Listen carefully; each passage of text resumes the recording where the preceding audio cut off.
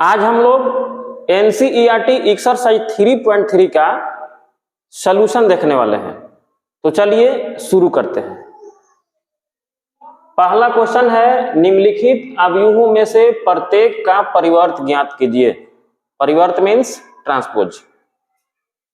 पहला क्वेश्चन ये दे रखा है, इसका ट्रांसपोज ज्ञात करने के लिए हम लोग सबसे पहले क्या करते हैं कि इस अवयव का एक नाम दे देते हैं। मान लिया कि A बराबर जो भी इसमें एलिमेंट्स हैं उस एलिमेंट्स को लिख देना है। ठीक है, तो मान लिया कि A बराबर इतना है, इस अवयव का ही हमें परिवर्त ज्ञात करना है। तो यदि A बराबर इतना है तो A का ट्रांसपोज हो जाएगा 5 1/2 -1, यानी कि जो C1 है उसे R1 बना देना है, अर्थात जो ऐसे खड़ा है एलिमेंट्स इसको इस प्रकार सुला देना है, और यही जो है इस अवयव A का परिवर्त होगा। इसी प्रकार अगर हम लोग दूसरे क्वेश्चन का परिवर्त ज्ञात करेंगे तो इसे भी हम लोग एक अवयव मान लेंगे। जैसे मान लिया कि ये अवयव B है, B बराबर 1 - 1 2 3 है, और अगर हम इसका ट्रांसपोज निकालें B का ट्रांसपोज, तो इसमें जो R1 है इसे हम C1 बना लेंगे और जो R2 है इसे C2 बना लेंगे।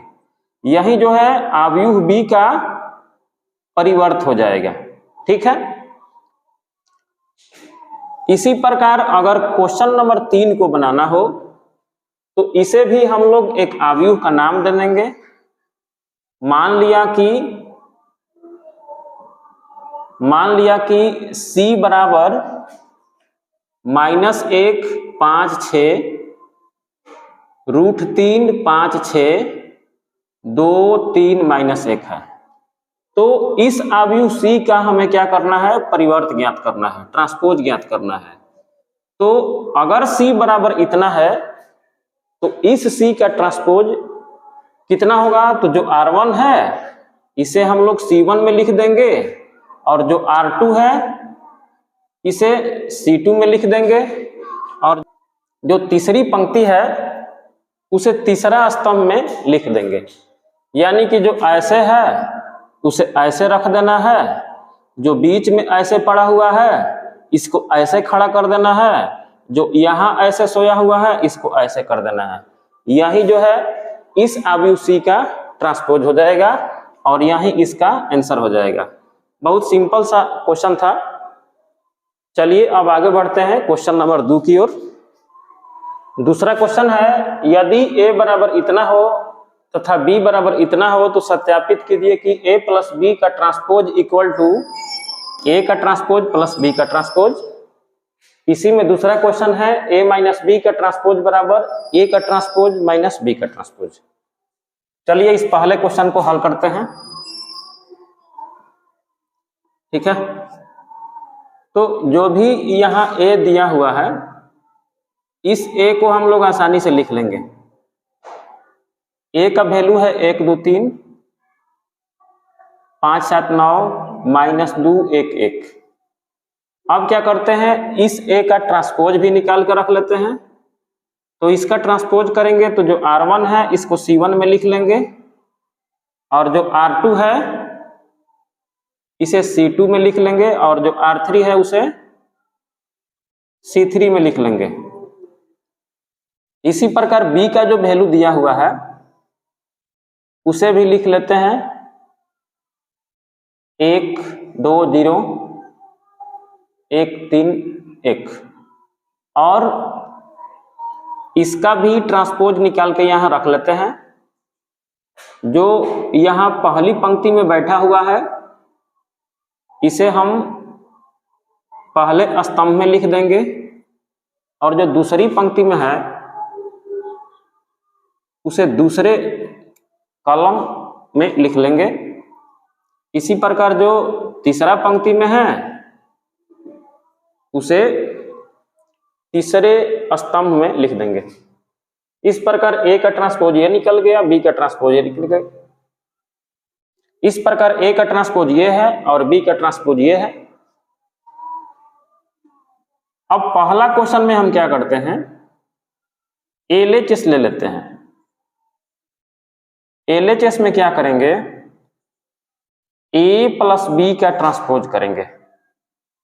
तो ए प्लस बी जो भी है उसको लिखते हैं। सबसे पहले हम लोग ए लिख लेते हैं, -1 2 3 5 7 9 -2 1 1 प्लस कर लेते हैं। बी कितना है, तो बी है -4 1 -5 1 2 0 1 3 1। अब क्या करते हैं हम लोग, इसको जोड़ लेते हैं और जोड़ने के बाद इसका हम लोग ट्रांसपोज निकाल देंगे। ठीक है, जोड़ने के बाद इसका ट्रांसपोज निकालेंगे। तो जब जोड़ेंगे तो ये हो जाएगा, -4 में -1 जोड़ेंगे तो ये हो जाएगा -4 -1 -5 हो जाएगा, और 2 में 1 जोड़ देंगे तो ये 3 हो जाएगा। इसी प्रकार 3 में -5 जोड़ेंगे तो -2 हो जाएगा। इसी प्रकार 5 और 1 को जोड़ेंगे 6 हो जाएगा। 7 2 को जोड़ देंगे तो ये 9 हो जाएगा। 9 में 0 जोड़ देंगे तो ये 9 हो जाएगा। -2 में 1 को जोड़ते हैं तो ये -1 होता है। 1 3 जोड़ देंगे तो ये 4 हो जाएगा, और 1 1 को जोड़ देंगे तो ये 2 हो जाएगा। अब इसका हम लोग कर देंगे ट्रांसपोज। तो ट्रांसपोज करेंगे तो ये हो जाएगा, ऐसे जो है इसको ऐसे खड़ा कर देना है, -5 3 -2, और जो बीच में ऐसे सोया हुआ है उसे बीच में ही ऐसे खड़ा कर देना है। ठीक है, और जो इस लाइन में बना हुआ है इसे इस प्रकार हम लोग लिख लेंगे, है ना। तो ये हमारा एलएचएस हो गया। इस एलएचएस को हम 1 नंबर इक्वेशन मान लेते हैं। अब हम आरएचएस ले लेते हैं। आरएचएस में क्या करेंगे कि जो ये ए का ट्रांसपोज प्लस बी का ट्रांसपोज लिखा हुआ है इसको आसानी से ऐसे लिख लेंगे, और ए का ट्रांसपोज जो भी हम लोग निकाल के रखे हुए हैं इसका ट्रांसपोज यहां रख देंगे। तो इसका वैल्यू है -1 5 -2 2 7 1 है, और यहाँ 3 9 1 है। ठीक है, और बी का ट्रांसपोज जो है ये है -4 1 1 1 2 3, और R3 में है 5 -5 0 1। अब जब हम इसको जोड़ते हैं तो -4 में -1 जोड़ेंगे तो ये हो जाएगा हमारा -5। 5 में 1 को जोड़ देंगे तो 6 हो जाएगा। 1 में -2 को जोड़ेंगे तो -1 होगा। इसको अगर जोड़ते हैं तो ये 3 हो जाएगा। 7 2 9 होता है, 9 लिख लेंगे। 1 और 3 को जोड़ देंगे ये 4 हो जाएगा। 3 में -5 को अगर जोड़ते हैं तो ये -2 हो जाएगा, और 9 में 0 जोड़ देंगे तो ये 9 ही रहेगा। 1 और 1 को जोड़ते हैं तो 2 होगा। ठीक है, इसको हम लोग लिख लेंगे समीकरण 2। अब समीकरण 1 को और 2 को ध्यान से देखते हैं तो पाएंगे कि ये जो सारे एलिमेंट्स हैं बिल्कुल मिल रहे हैं। इसका मतलब ये हुआ जो LHS है वो RHS के बिल्कुल बराबर है। तो यहाँ एक लाइन हमें लिखना है, समीकरण 1 और 2 से हमें निष्कर्ष निकलता है कि LHS जो है RHS के बिल्कुल बराबर है। इस प्रकार हमारा फर्स्ट जो कंडीशन है वो प्रूव्ड हो गया। ठीक है, सिमिलरली आप इस दूसरे वाले पार्ट को आसानी से कर सकते हैं और बहुत ही आसान है। तो इसी प्रकार आप इस क्वेश्चन को ही बनाने का प्रयास करिए। ठीक है, अब चलेंगे अगले क्वेश्चन की ओर, क्वेश्चन नंबर 3। अगला क्वेश्चन 3 नंबर क्वेश्चन है, यदि ए का ट्रांसपोज इतना तथा बी बराबर इतना हो तो सत्यापित कीजिए कि ए प्लस बी का ट्रांसपोज बराबर ए का ट्रांसपोज प्लस बी का ट्रांसपोज, और ए माइनस बी का ट्रांसपोज बराबर ए का ट्रांसपोज माइनस बी का ट्रांसपोज होगा। तो जिस प्रकार हम लोग दूसरा क्वेश्चन बनाए थे उसी प्रकार ये भी क्वेश्चन बनेगा। इस क्वेश्चन में हम लोग दूसरे वाले पार्ट को बना के देखते हैं, ठीक है। इसके लिए सबसे पहले हम लोग क्या करेंगे कि जो ए का ट्रांसपोज दिया हुआ है उसको पहले नोट डाउन करते हैं, और इस ए के ट्रांसपोज से हम ए निकाल लेते हैं, है ना। जो R1 है इसे C1 लिख लेंगे, जो R2 है इसे C2 लिख लेंगे, और जो R3 है उसे C3 में लिख लेंगे, ठीक है। यही हो जाएगा A। अब क्या करते हैं कि जो B दिया हुआ है B लिख लेते हैं। B का वैल्यू है -1 2 1, 1 2 3। अब इस B से हम क्या करेंगे, B का ट्रांसपोज निकाल लेंगे। तो B का ट्रांसपोज निकालेंगे तो ये हो जाएगा -1 2 1, 1 2 3, ठीक है। जो ऐसे R1 है उसको C1 में लिख देना है, जो R2 है इसको C2 में लिख लेना है। यही जो है अवयव B का ट्रांसपोज हो जाएगा। तो हमारे पास A मिल गया, A का ट्रांसपोज मिल गया, B मिल गया, B का ट्रांसपोज मिल गया। अब इसमें क्या करते हैं, A माइनस B भी प्राप्त कर लेते हैं, देखते हैं ये कितना होता है। तो हमारे पास A है 3 - 1 0, 4 2 1, और B दिया हुआ है -1 2 1 और 1 2 3। तो चलिए इसे घटा कर देख लेते हैं ये कितना होता है। 3 में से अगर 1 घटाएंगे, ऐसे 3 में से अगर ये 1 घटाएंगे तो माइनस माइनस प्लस करके ये 4 हो जाएगा। तो यहाँ 4 लिख देंगे। इसमें से ये घटाएंगे तो -1 -2 -3 हो जाएगा, और 0 में से 1 घटाएंगे -1 हो जाएगा। 4 में से अगर 1 घटाते हैं तो ये 3 हो जाएगा, 2 में से 2 घटाएंगे 0 हो जाएगा, और 1 में से 3 घटाएंगे -2 हो जाएगा। अब क्या करते हैं, अब हम लोग इस क्वेश्चन नंबर 2 का LHS ले लेते हैं। LHS में दिया हुआ है A माइनस B का ट्रांसपोज, तो A माइनस B का हम लोग ट्रांसपोज करेंगे। A माइनस B हमारे पास आ चुका है, अब इसी अवयव का ट्रांसपोज कर देना है। तो जो ऐसे R1 बना हुआ है उसको C1 में लिख लेना है, 4 -3 -1, और जो R2 है इसको C2 में लिख देना है खड़ा करके। यही जो है क्वेश्चन नंबर 2 का LHS है। इसे 1 नंबर समीकरण मान लेते हैं। अब इसका हम लोग RHS ले लेते हैं। RHS में क्या है, A का ट्रांसपोज माइनस B का ट्रांसपोज है। तो A का ट्रांसपोज हम लोग जो भी यहाँ लिखे हैं उसको लिख लेते हैं। A का ट्रांसपोज है 3 4 -1 2 0 1, और B का ट्रांसपोज है -1 1 2 2 और 1 3। अब इसे अगले स्टेप में हम लोग हटाते हैं, तो 3 में से इस 1 को घटाएंगे तो इस प्रकार घटाएंगे तो ये 4 हो जाएगा। 4 में से 1 घटाएंगे तो ये 3 हो जाएगा। इसमें से अगर इसको घटाते हैं तो -1 -2 -3 हो जाएगा, और 2 में से 2 घटाते हैं तो ये 0 हो जाएगा। 0 में से 1 घटा लेते हैं तो -1 हो जाएगा, और 1 में से 3 घटाएंगे तो ये -2 होगा। तो यहाँ हम लोग -2 लिख लेंगे। इसे 2 नंबर समीकरण मान लेते हैं। अब इस इक्वेशन को और इस इक्वेशन को ध्यान से देखेंगे तो पाएंगे कि ये 4 3 -3 0 सब कुछ मिल रहा है। तो यहाँ लिख देंगे कि समीकरण 1 और 2 से, समीकरण 1 और 2 से LHS बराबर RHS है, यानी A माइनस B का जो ट्रांसपोज है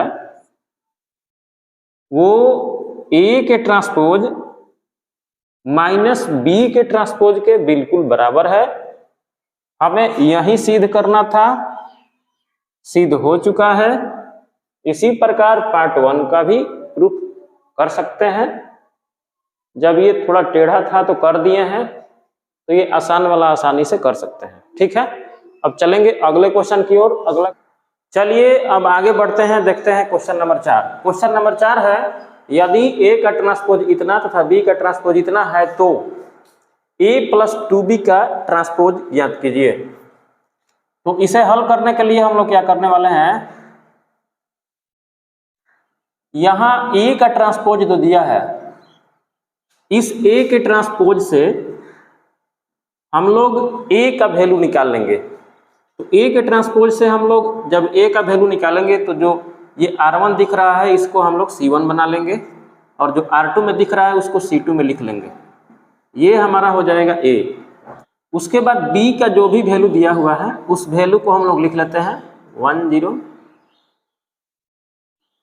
1 2, है ना। उसके बाद b का जो वैल्यू दिया हुआ है -1 0 1 2, उस वैल्यू को लिख लेते हैं। अब क्या करते हैं, अब हम लोग आसानी से a+2b को पहले ज्ञात कर लेते हैं। तो a+2b का मान हो जाएगा, यहाँ सबसे पहले हम लोग a का वैल्यू रख देंगे, उसके बाद 2 × b का जो भी वैल्यू आया हुआ है -1 0 1 2 इसको लिख लेंगे। उसके बाद इसमें हम लोग क्या करेंगे, ये जो 2 है इस 2 से इन सारे एलिमेंट्स में गुणा कर देना है। तो इसमें जब हम लोग गुणा करेंगे तो ये हो जाएगा -2, इसमें गुणा करेंगे तो 0 हो जाएगा, फिर इसमें इससे गुणा करेंगे तो 2 हो जाएगा, फिर 2 में 2 से गुणा करेंगे तो ये 4 हो जाएगा। ठीक है, अब इसको जोड़ लेते हैं। जोड़ने पर -2 -4 हो जाएगा, 1 में 0 जोड़ेंगे तो 1 हो जाएगा, 3 और 2 को अगर हम लोग जोड़ते हैं तो ये 5 हो जाएगा, 4 और 2 को जोड़ते हैं तो ये 6 हो जाएगा। तो ये हमारे पास a+2b का वैल्यू आ चुका है। अब हम लोग क्या करते हैं लास्ट में कि a+2b का जो भी वैल्यू आया हुआ है उस वैल्यू को ट्रांसपोज कर देंगे। तो इसका जो भी वैल्यू हमारे पास है -4 1 5 6, इसको ट्रांसपोज करेंगे, यानी कि जो r1 में है उसको c1 में लिख देंगे और जो r2 में है उसको बना देंगे c2। ठीक है, तो यही जो है a+2b का ट्रांसपोज हो जाएगा, है ना, यही इसका आंसर हो जाएगा। अब आगे बढ़ेंगे, चलते हैं अगले क्वेश्चन की ओर। अगला क्वेश्चन नंबर 5 है, a तथा b अवयवों के लिए सत्यापित कीजिए कि ab का ट्रांसपोज बराबर b का ट्रांसपोज इंटू a का ट्रांसपोज। हमारे पास 2 क्वेश्चन है, तो चलिए पहला क्वेश्चन को हल करते हैं। सबसे पहले हम लोग जो a दे रखा है उस a को लिख लेते हैं और इस a से a का ट्रांसपोज निकाल लेते हैं। का ट्रांसपोज हो जाएगा, जो ऐसे वर्टिकल c1 बना हुआ है इसको r1 में लिख लेंगे, यही a का ट्रांसपोज हो जाएगा।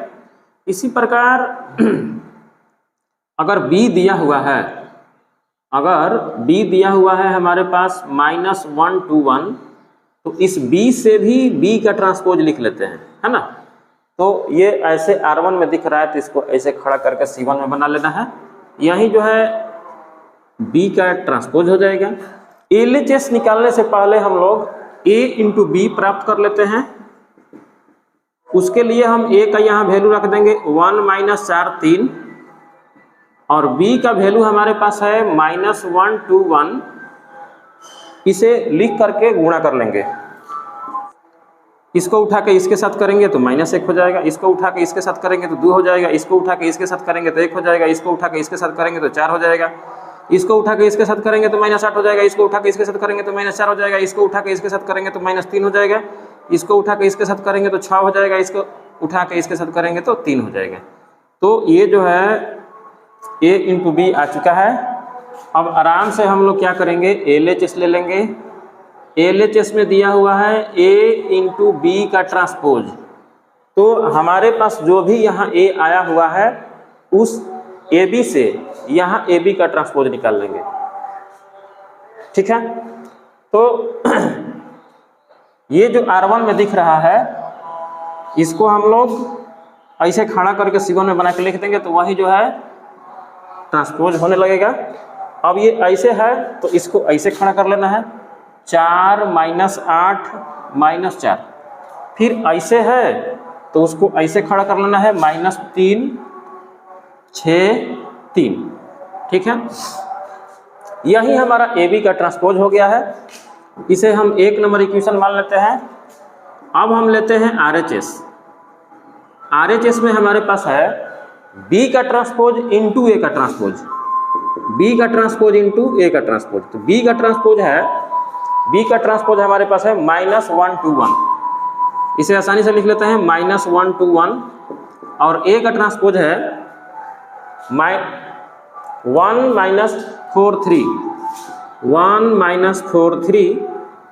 अब इसे आसानी से मल्टीप्लाई करेंगे, मल्टीप्लाई करेंगे तो इसको उठा के इसके साथ करेंगे तो -1 हो जाएगा, इसको उठा के इसके साथ करेंगे तो 4 हो जाएगा, फिर इसको उठा के इसके साथ करेंगे तो ये -3 हो जाएगा, इसको उठा के इसके साथ करेंगे तो 2 हो जाएगा, इसको उठा के इसके साथ करेंगे तो -8 हो जाएगा, इसको उठा के इसके साथ करेंगे 6 हो जाएगा।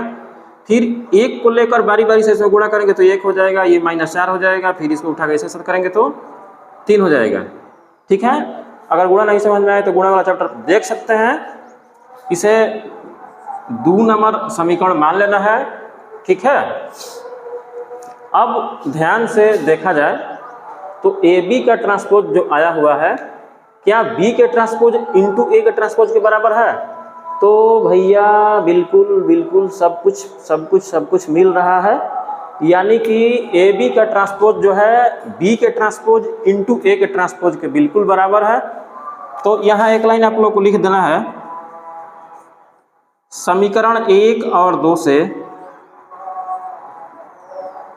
LHS बराबर RHS, यानी ए बी का ट्रांसपोज बराबर बी का ट्रांसपोज इंटू ए का ट्रांसपोज, है ना। यही हमें प्रूफ करना था, प्रूफ हो चुका है। इसी प्रकार इस 2 नंबर क्वेश्चन को बना सकते हैं, अभ्यास के लिए आप लोग को छोड़ा जा रहा है, ठीक है। अब आगे बढ़ते हैं क्वेश्चन नंबर 6 की ओर। क्वेश्चन नंबर 6 का पहला क्वेश्चन है, यदि a बराबर इतना हो तो सत्यापित कीजिए कि a का ट्रांसपोज इंटू a बराबर I, यानी तत्समक अवयव आइडेंटिटी मैट्रिक्स। तो इसे प्रूफ करने के लिए हम लोग सबसे पहले जो a दे रखा है उसे लिख लेते हैं। लिखना जरूरी होता है, परीक्षा में भी आप लोग इसी प्रकार लिखिएगा, ठीक है। अब इस a से हमें क्या करना है, a का ट्रांसपोज निकाल लेना है। a का ट्रांसपोज निकालेंगे तो जो ऐसे सोया हुआ है इसको जगा देना है, खड़ा कर देना है, ठीक है। और जो ऐसे सोया है इसको ऐसे खड़ा कर देना है, -sin अल्फा cos अल्फा। तो a से हम a का ट्रांसपोज निकाल चुके हैं। अब हम लोग आसानी से LHS ले लेंगे। LHS में है a का ट्रांसपोज इंटू a, तो a का ट्रांसपोज जो भी आया है cos alpha minus sin alpha, sin alpha cos alpha, इसे लिख लेना है इंटू a। a का वैल्यू है cos alpha sin alpha minus में sin अल्फा cos अल्फा। अब क्या करना है, a के ट्रांसपोज में a से मल्टीप्लाई कर देना है। चलिए गुणा कर लेते हैं। इसको उठा के इसके साथ गुणा करेंगे तो इसमें करेंगे तो e हो जाएगा cos स्क्वायर अल्फा, फिर इसमें करेंगे तो minus minus plus sin square alpha हो जाएगा, ठीक है। फिर इसको उठा के इसके साथ ऐसे करेंगे, इसको उठा के इसके साथ तो cos alpha into sine alpha, फिर इसको उठा के इसके साथ करेंगे तो minus sign alpha into cos alpha हो जाएगा, ठीक है। फिर इसको उठा के इसके साथ ऐसे गुणा करेंगे तो sign alpha into cos alpha हो जाएगा। फिर इसको उठा के इसके साथ करेंगे तो minus cos alpha into sine alpha हो जाएगा, ठीक है।